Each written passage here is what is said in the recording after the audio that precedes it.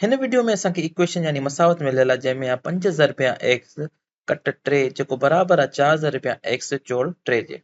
हाणे हिन में असांखे एक्स ॻोल्हणो आहे जेको इन इक्वेशन खे हल करे सघे। हाणे असांखे अहिड़ो अंग खपे जंहिंखे असां 5 सां ज़र्ब ॾियूं, उन मां वरी पोइ 3 कट कयूं त असांजो जवाबु बराबर अचणु खपे। उन ई अंग खे 4 सां ज़र्ब ॾेई करे उन में जोड़ कयूं 3।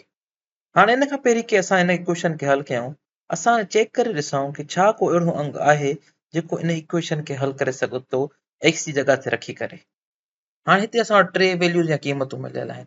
एक्स 5 थी सघे थो, एक्स 6 जे बराबर थी सघे थो ऐं एक्स 7 जे बराबर थी सघे थो।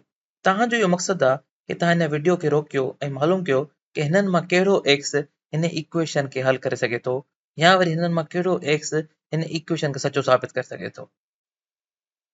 हाणे मां फर्ज़ कयां थो कि तव्हां इन खे पाण हल करे ॾिठो हूंदो। अचो त हाणे हिकु हिकु वैल्यू खणी करे इन खे हल कयां। हाणे पहिरियों असांजे क़ीमत मिलियल आहे एक्स जी मिलियल आहे 5। हाणे इक्वेशन असांजी छा चेंज थी वेंदी हिन में 5 ज़रबिया 5 छाजे करे एक्स बराबर आहे 5 जे कट मां कंदासीं हुन मां 3।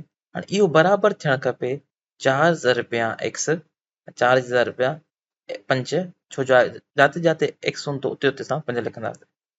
हाणे ॿियो त असां इन खे जाते जेका एक्स वारी वैल्यू आहे इन खे मुख़्तलिफ़ रंग सां लिखूं जीअं असांजो अलॻि सां थी बीहे चिटो थी बीहे। हाणे 5 ज़रबिया 5 उन मां कट कंदासीं 3 कट 3 असां जेको असुल इक्वेशन आहे उनखे ॿिए रंग में था लिखूं ऐं इहो बराबर थियणु खपे 4 ज़रबिया हाणे एक्स जी जॻह ते 5 लिखंदासीं 4 ज़रबिया 5 जोड़ 3 हाणे जोड़ 3। हाणे छा इहा इक्वेशन सही आहे सची आहे त 5 ज़रबिया 5 थींदो 25 असांजो। ठीकु आहे, उन मां कट कंदासीं 3 इहो बराबर हुजणु खपे 4 ज़रबिया 5 20 जोड़ 3 जे। हाणे ॾिसो 25 में असां 3 कंदासीं कट कंदासीं त असां वटि 22 ऐं 20 में 3 असां जोड़ कंदासीं असां बचंदो 23।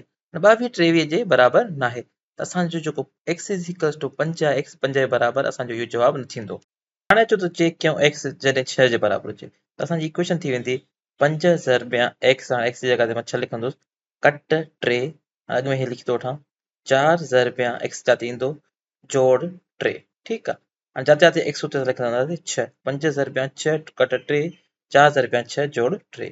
हाणे असांजी इहा थी वेंदी 5 ज़रबिया 6 असांजो जवाबु ईंदो 30 उन मां कंदासीं कट 3 4 ज़रबिया 6 ईंदो असांजो 24 जोड़ कंदासीं 3 असां।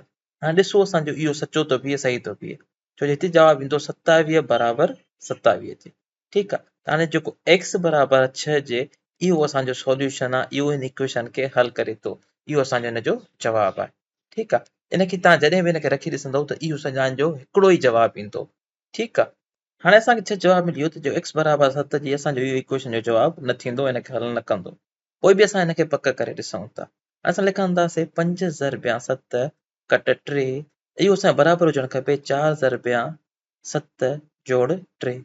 हाणे असां इन में ज़रब हमेशह अॻु में कंदासीं छाकाणि त अर्थमेटिक ऑपरेशन यानी हिसाबी अमलनि जे तरीक़े में ज़रब अॻु में हल थींदी आहे। ठीकु आहे, त असांजो हाणे थी वेंदो 5 ज़रबिया 7 थी वेंदो 35 जो कट कंदासीं 3 इहो बराबर हुजणु खपे 4 ज़रबिया 7 28 जोड़ 3 जे।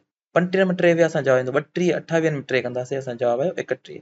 32 31 जे बराबर न आहे त असांजो 7 जेको आहे एक्स 7 जे बराबर इहो जवाबु न थींदो इक्वेशन जो।